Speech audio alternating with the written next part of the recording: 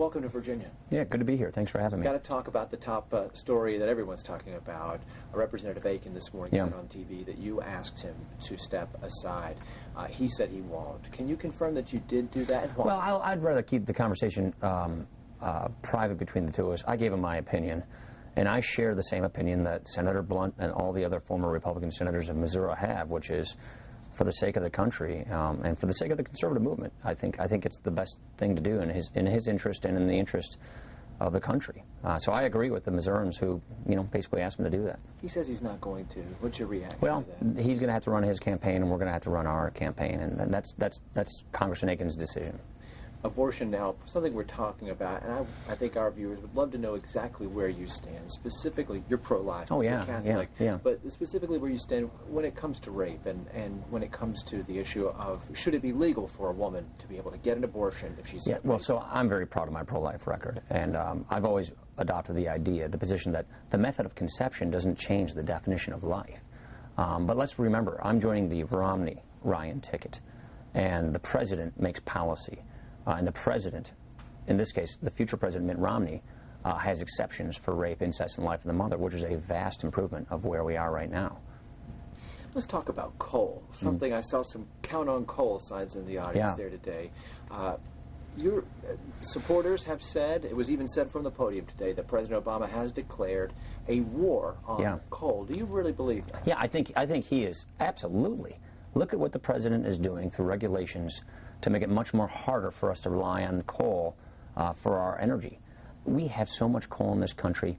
We can burn it in a clean way. It creates jobs. It makes us less dependent on foreign sources of energy. I do not see why the president's Environmental Protection Agency and all of his policies are designed to make coal much more expensive, much more prohibitive in use. We should use the coal because we have it. We should use an all of the above energy strategy. Oil, natural gas, coal, nuclear, renewables, all of these things. And what the president has been doing systematically is making it much more harder for us to use our own energy resources, which creates jobs, lowers the price of energy, helps the economy. Romney-Ryan wins. What specifically would you want to see happen, specifics to change the dynamic in the coal industry? Well, I think we need to streamline the regulations so we make it easier for these jobs to be created, to get these resources out of the ground.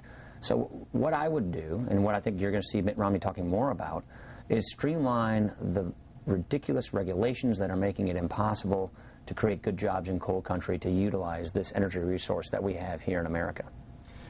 Let's talk about something else that's moving this morning, and that is congressional analysts saying a $1.1 trillion deficit for 2012.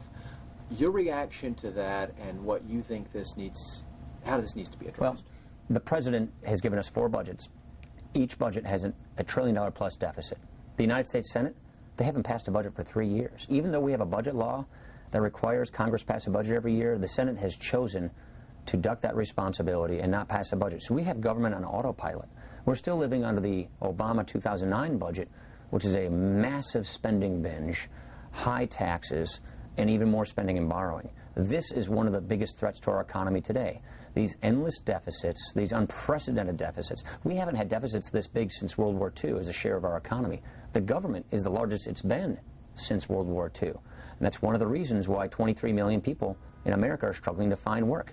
This is one of the reasons why unemployment has been above 8% for 42 months under President Obama's failed leadership. So getting the deficit under control, getting this debt under control, is critical to job creation today and making sure that our children have a good future.